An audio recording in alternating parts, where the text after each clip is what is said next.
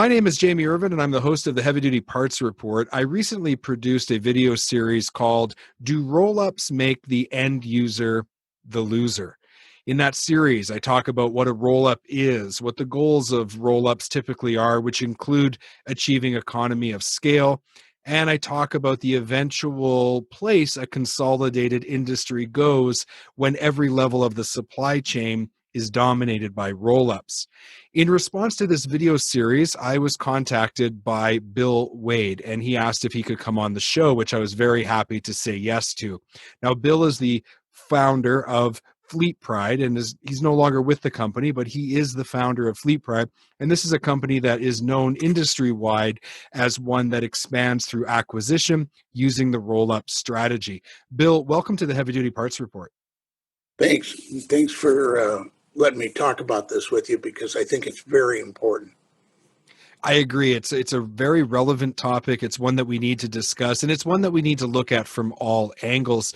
Bill, can you just tell me the brief story of how FleetPride was founded? Why'd you start the company?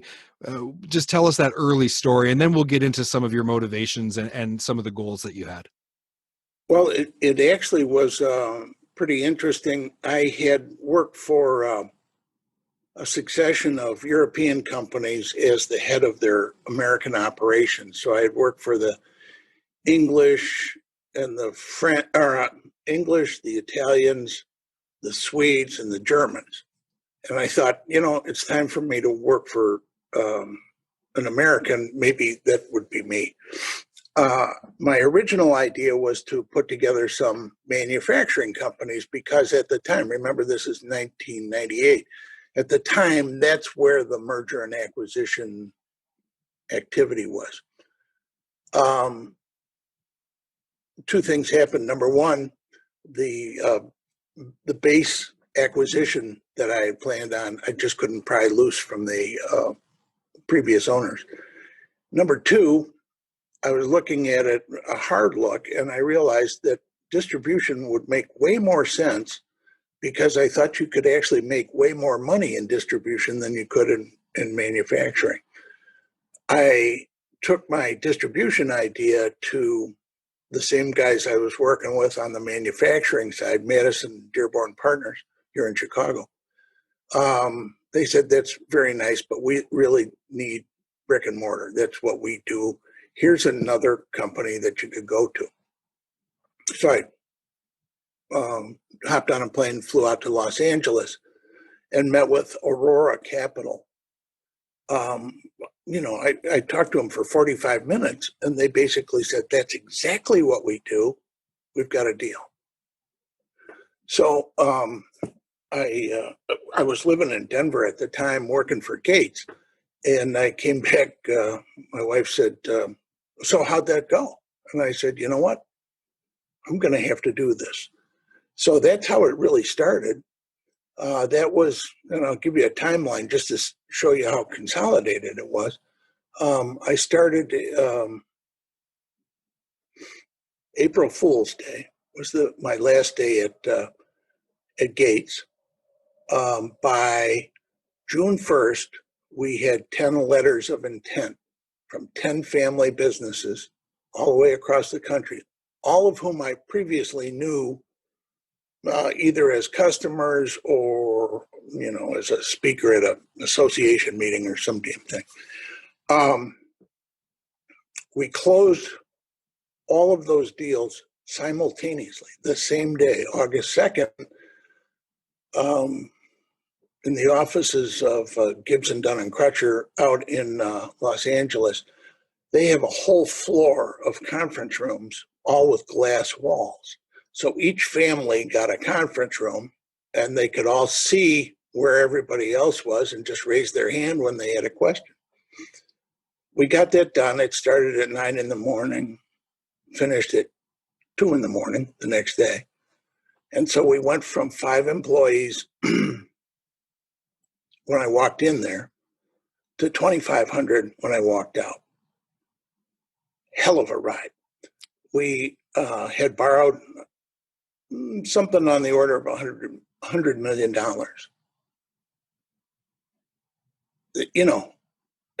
and I'm thinking about this and saying, nobody ever asked me how much I was going to put in. I didn't have a dime at the time. So I borrowed $100 million. We put this thing together. We were about 225 million in sales our first day, or run rate. We did a few smaller things in the fall that year. By December, we were up to about say 235. I went out in January, and my financial partners at Aurora said, "This is great. How can we make this go faster?" And I'm thinking, holy Christ, we just started, 6 months ago with zero, and now we're a $235 million company. Go faster? So they weren't kidding. So I had noticed that there was another group doing, there were two other groups doing similar things. One of them was very well known to me, and their financial sponsor was very well known to Aurora. So we talked and made a deal with them, and we put the two consolidators together. We consolidated consolidators. By the time August 1st, our real birthday rolled around, we were $500 million in sales with 4,500 employees. We had bought 26 family companies, and and off we went. I thought at the time that we would be a $1 billion company in 5 years. It took longer than that, and it took longer than that because I was wrong. I did not realize all of the potholes that there are when you take one group of people from the business, another group of people from the business, maybe from different geographies, and you think they all speak the same language. They all do. No. There's just 100,000 little things that happen. So we did finally reach the $1 billion mark a couple of years ago, and now FleetPride is about 1.4 billion in sales and about 400 branches, and I believe that they probably acquired 50 family businesses. So it was quite a ride. Okay, Bill. So I was basing my estimations of the size of FleetPride at just under $1 billion based on what the publicly available information was at the time at 270 locations advertised on their site. But they're now at 400 individual locations, and you're saying they're around 1.4 billion. What was the major problem you were trying to solve at the time when you first had the idea of consolidating distributors and bringing these family businesses together? Because it couldn't have just been to build $1 billion company. There had to have been some motivation behind it. What was the idea? Okay, well, the idea was this. The business had some really good associations at the time, and it had two major buying groups at the time, and the government had been active in with our end users, the truckers, the fleet operators, with the EPA and everything. There'd been a lot of turmoil there. So what I thought we could do is put these things together to give them a better chance to serve those now kind of tumbled fleets. A. B, I thought that the overall combination would be a much better defense against the OE dealer networks, which are in that particular industry were the big boogeyman. And so that would take care of that. And the third thing was that I thought that overseas companies coming into this business into the distribution business find it a complete puzzle. And I didn't find that at all bad. And I wasn't going to help them. The fact that they thought it was too complicated, too personality oriented, I didn't care. So I thought that we could put this together and make a strong company. And to give you an example, when we spent the first $100 million on those 10 companies, we offered each one of them the ability to buy into the new company. Every single one of them bought in up to the limits that we had established with the bank. So they saw the same thing, or they saw something. And this was all cash. There was nothing, no on-the-come stuff. That's one of the very first things I learned. Never do a deal on the come. And, it worked. So you've now exited the company and you have the benefit of looking back on over 20 years of history now with the FleetPride organization. Has Rollups been good for the industry?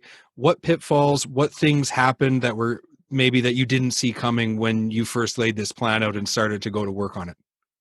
Well, that's an interesting question, because I think industrial distributors are facing the same thing. There's nothing inherent about a consolidation that makes it work. It's still about the people. I thought that we would kind of move more of the decision process up to the level of technology, or up to the level at least of paying attention to the data available. We didn't. And I don't think anybody else does.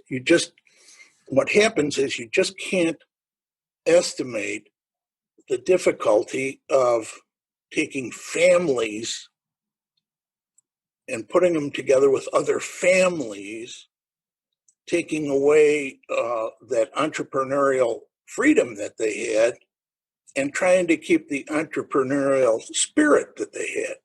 It's very difficult, very difficult. And I don't care. I mean, I haven't tried it in any other business, but I talked to Rusty Rush at Rush Enterprises. He's the biggest consolidator on the dealer side. He's about $4 billion. And he says the same thing. He agrees with me right down the line. Same business, same type of people, same entrepreneurial thing, same scatter, same difficulty. So I think that that's what people find. I think that people watching this will find that doing a consolidation has nothing to do with doing a two-party merger. Nothing at all. Two-party merger, that's fine. And some of the things I learned, I would have learned anyways, or I already knew from doing two-party mergers before. Building a consolidation it's a skill in itself. It's not for not for people that are afraid of risk, but it can be really good for everybody involved. Each one of those companies that we bought had the ability, to stay in the game, get another bite of the apple, as they say. They also had the ability to, let's say, make distributions of cash, depending on how much of the family was in the business.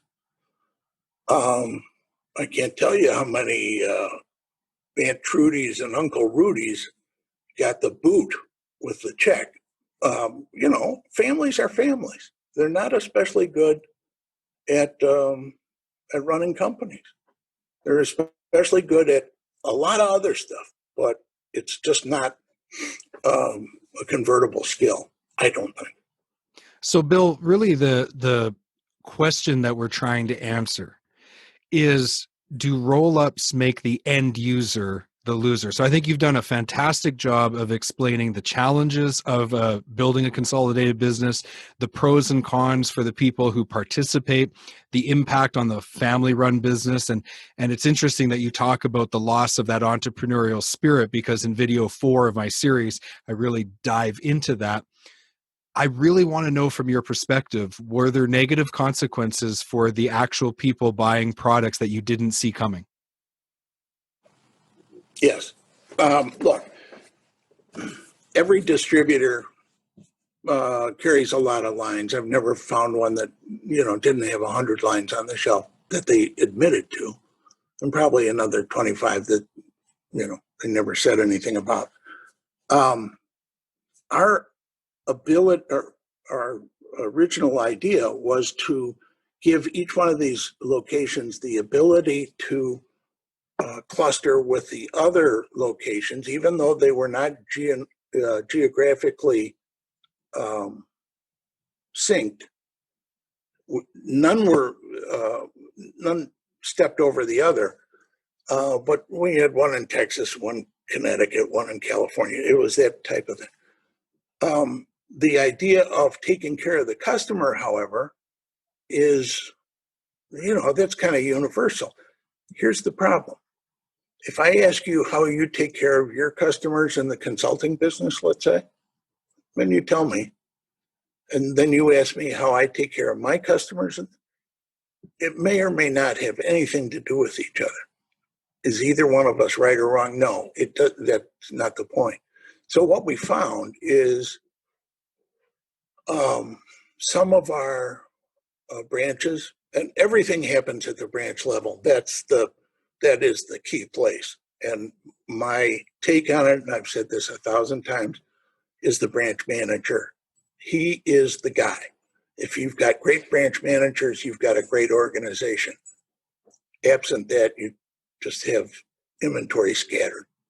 But if you, well, let's say we had one in West Virginia, did a wonderful job, because back then it was in coal country, right?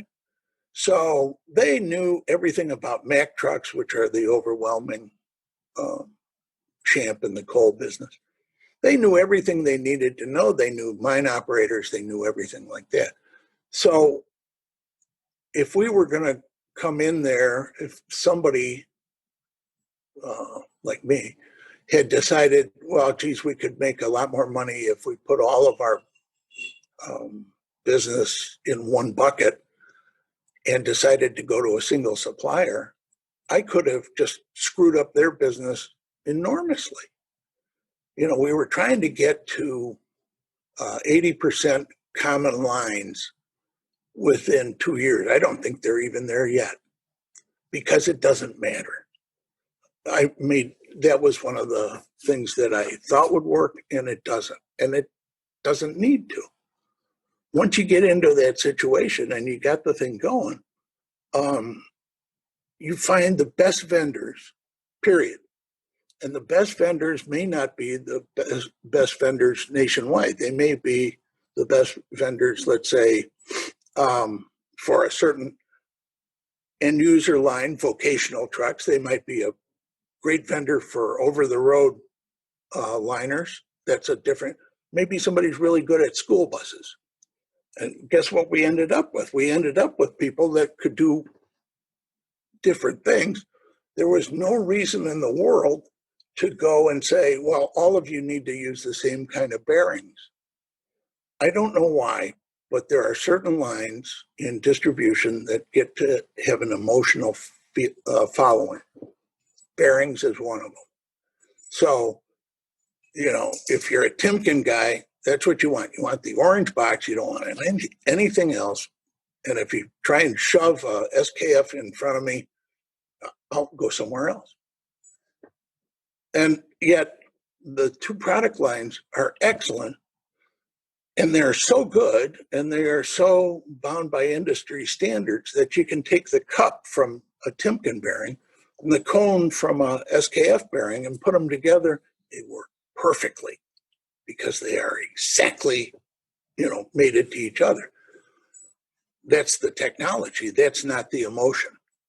The emotion comes in when the Timken guy helped us out with a bad warranty.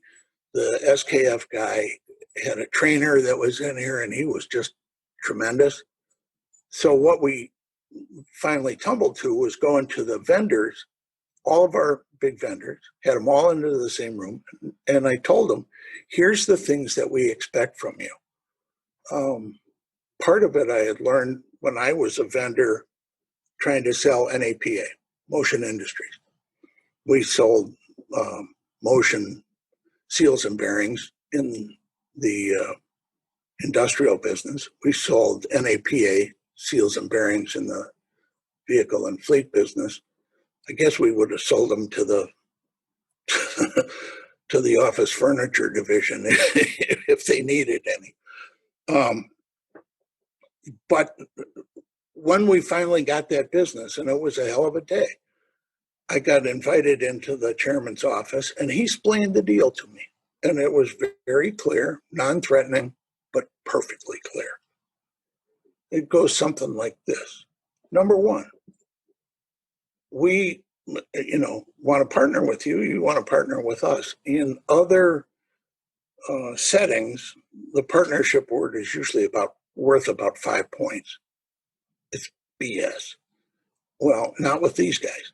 What they said is, if you've got a special price for a $100,000 customer and we're a $100,000 customer, we expect that price. Not a special one. That's what we expect.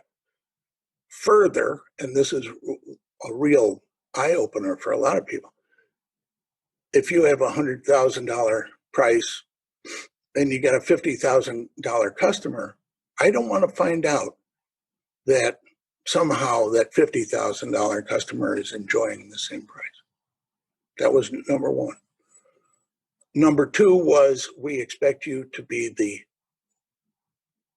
finest trainers in the business. We don't need sales. You've already made the sale. What we need is to have Napa know-how. That's where that came from. So basically, we converted a 20-man sales force into a 20-man training force. And that worked fine. And the last and most important thing, this is where the trust comes in. Tom Gallagher, who was the president at the time, said, Bill, here's one more thing. Here's the only thing. Don't ever let me find out about a problem from somebody else. In other words, call me, get to me. Let's be grown-ups about this. Let's not try and shovel stuff under the covers. It worked. It works to this day. They're doing a great job. So those are kind of the things that you don't really realize. Your relationships with your vendors change because hopefully your volume levels are changing, but also the needs of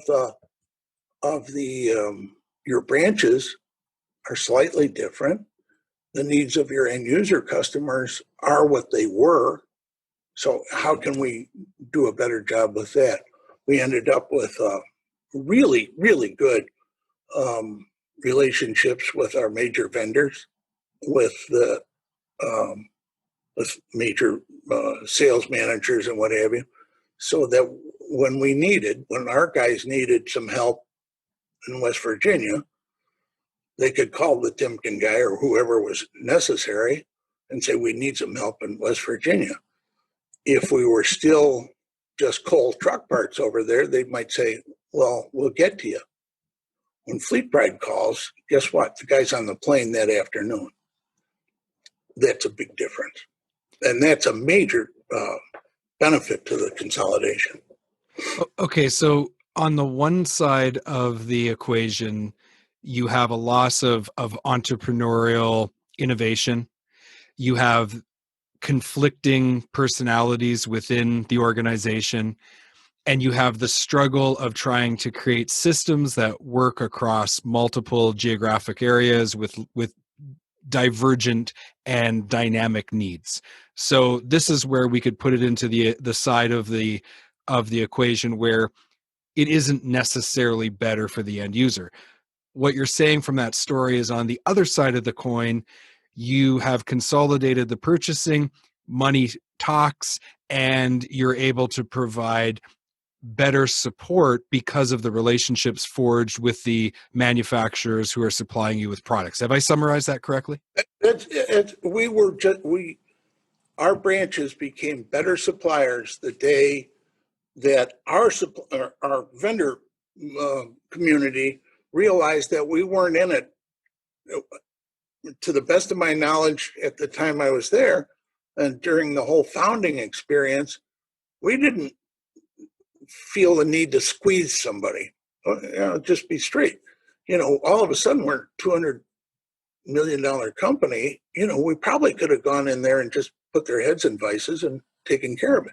We did not do that. What we said is we want our sales force to be the best trained, so on and so forth.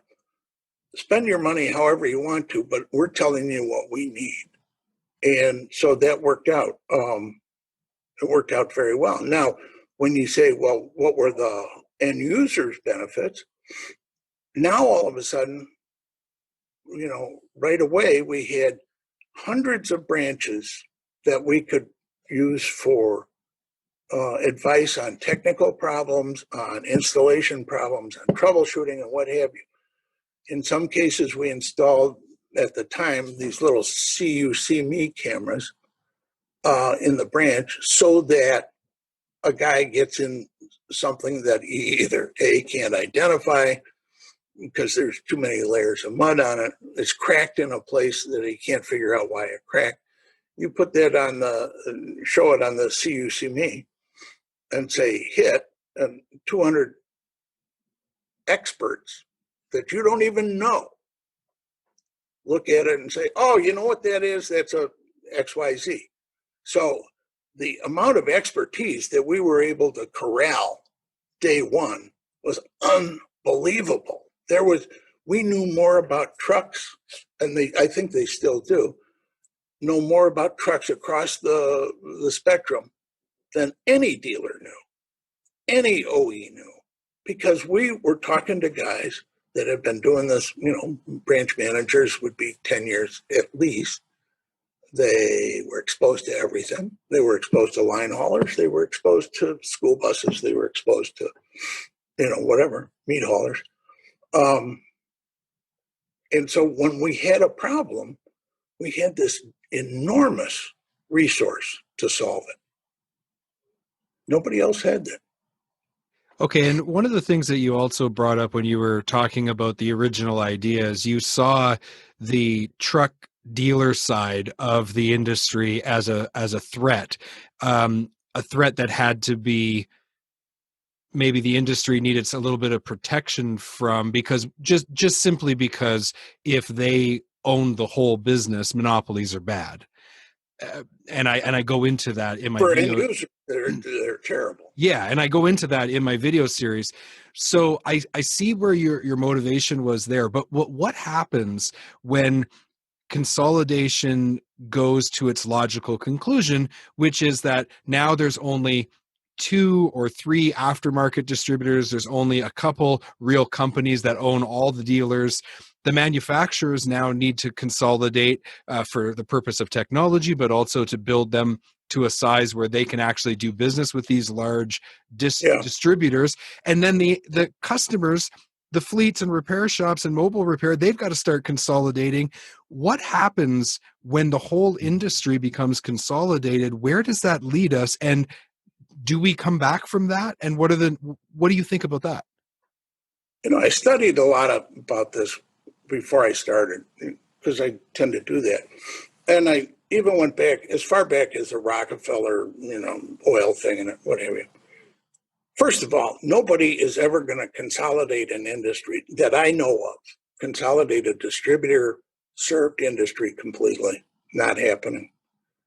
If somebody were going to do it in the automotive business, would it be NAPA? They've got 6,000 locations. No, they got about 10% of the business. 10%. FleetPride in a 28, depends on whose numbers you're $28 billion aftermarket, they're doing 1.4 billion, and they're the biggest there is. Rusty Rush, in a huge market with plenty of distributors and plenty of dealers, has he sells I think a third of all Peterbilts that are sold. He sells a bunch of a very high portion of the internationals that are sold, but he doesn't. It's not 100%. And guess what? The natural tendencies of our markets in the U.S. Will take over. So if I starve somebody, some end user bunch, what are they going to do? They'll get together and form a buying group of end users. Then what do? Then then you're going to be afraid that all the dump truck operators in the country are going to join this buying group, and I'm going to have to sell something for nothing. All the buying or all the operators will never join the same thing. Hell, the military. If you sell parts to the Army, that doesn't mean you're selling the Air Force, Marines, Coast Guard, and no, that's not the way the American market works, and it's not the way the American mind works. So, maybe I know that there's a lot more of that kind of squeeze mentality in Europe, but not here. So I just don't think you'll ever reach that point where the consolidator becomes this beast that owns, Brooklyn. It's not going to happen. So my contention is that really no company is inherently good or bad in itself. A company is a neutral entity. It really comes down to the motivation of how and the priority of the main stakeholders in the business, right? The shareholders or ownership group, the customers, the lenders, those shareholders in the suppliers, they all have needs, and a company fulfills those needs at different priority levels. What they do, how they do business, how they approach things really dictates whether something is good or bad, and obviously too the overall impact on the customers and the industry in general. I agree with you that really we need some of these larger companies. They are able to do things that others just can't do, but the constant solution or the other side of the coin is innovation, entrepreneurship, and reimagining how things are done. And so as long as we have a healthy entrepreneurial spirit, as long as we have people willing to reimagine processes and how things are done, to leverage technology in certain ways, there's a balancing effect that has on any industry. Would you agree with that assessment? I would, and I'd even go further. The pandemic has created an unbelievable number of opportunities for us, for distributors. Who is going to be the first one in your market that realizes that the old way of running a sales force by putting them in cars and running it, that's not going to work anymore? Who is the first guy in your market that takes those same very valuable guys and turns them into basically operating engineers? Who in your market is going to realize that last mile is the key differential when it comes to physical customer service? Who in your market is going to realize that inventory can be handled 6 different ways for 6 different customers and will do it? So right now, when you look at what's going on, and you look at even, I love Amazon. I shouldn't even say that in the presence of distributors, but I think Amazon is the greatest invention of American business. That includes Henry Ford, that includes Rockefeller, it includes everybody. It's an unbelievable thing. Does that mean that Amazon is going to take over? Amazon can't even take over the grocery business, much less all the other things they're in. So, we say, oh, Amazon's this great big beast. And Well, I think they've got currently 30% or more of the grocery business, but Walmart's the biggest grocer. So people that used to be afraid of Jewel or Aldi's, guess what? They were wrong. And guess what? They found the need to go out and buy things like Whole Foods, so that what does Whole Foods do? It operates at a local level. It shows that, once again, the old saw about in America, all business is local. It's true. Absolutely true. So, I think that right now, it doesn't look like it. It doesn't feel like it. But if you've got ideas and you've got a clear view of what is to be done, and you don't get stuck doing things just because, Charlie has always done that, or, whatever, you have the chance to build something even from the ground up, if you had to, that will last, another 50 years. And even more fun is you don't have to knock down your whole business to start something new. If you have to, you might have to build a shed next door, or you might have to do this, or you paint your trucks a different color, or buy a different kind of truck. I don't know what it is, but if you've got that base of business and now you're going to show them that we've had your business for a long time, we've learned what you need, and here's 6 things we're going to do better. Don't worry about what FleetPride's doing. Don't worry about what Rusty's doing. Don't worry about what Amazon or Walmart are doing. You will win at the local level, and a branch is a local being. One of the things that consolidators, not just FleetPride, but most of them learn pretty quickly. Everybody said, well, with FleetPride, we've got all these branches all over the country. We should be able to offer great service to cross-country haulers. That's true. That's absolutely true.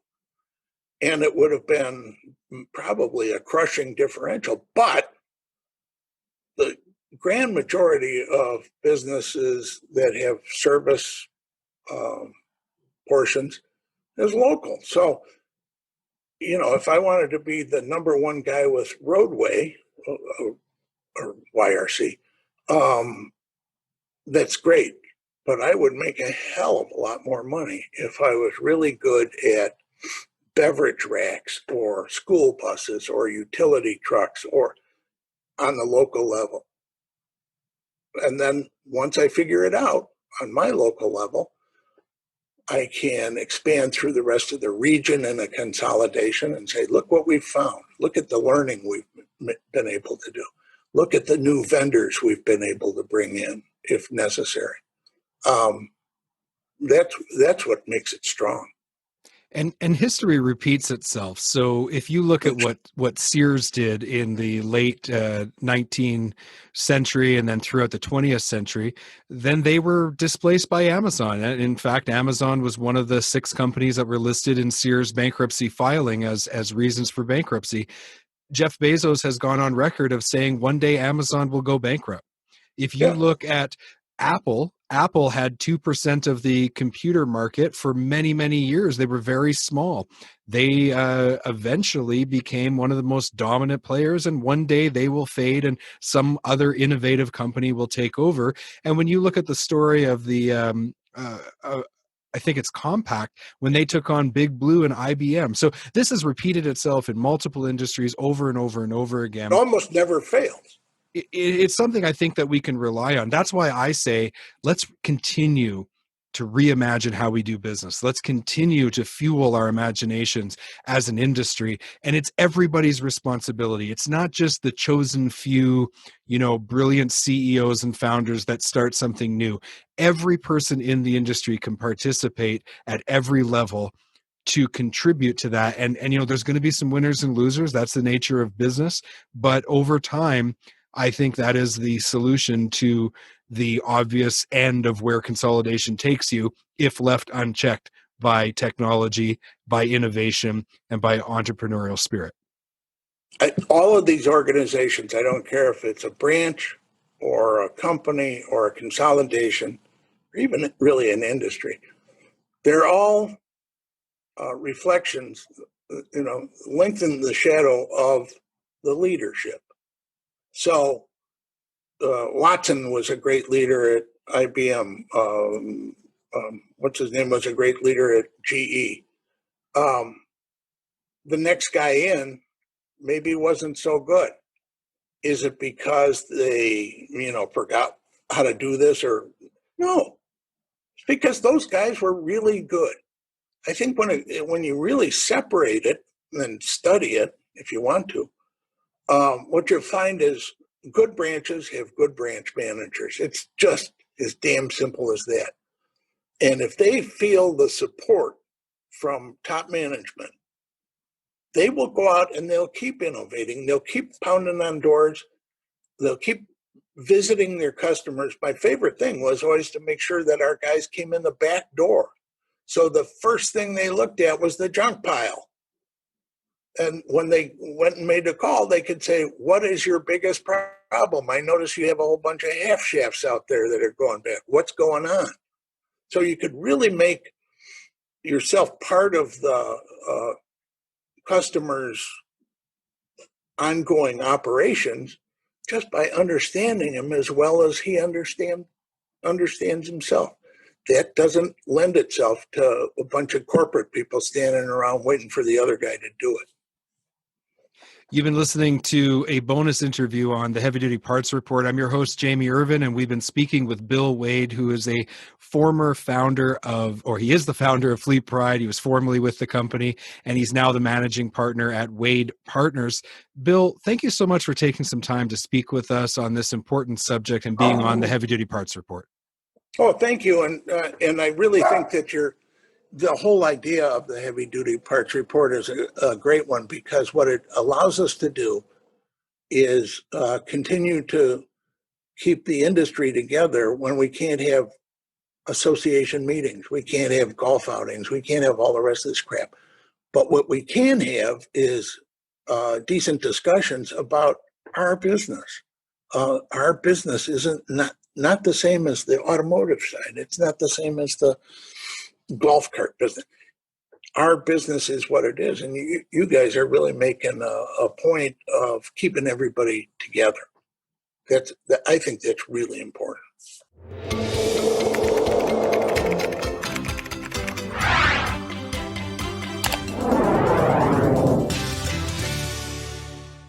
You can watch our next video. Make sure to click the like button, write a comment, and don't forget to subscribe.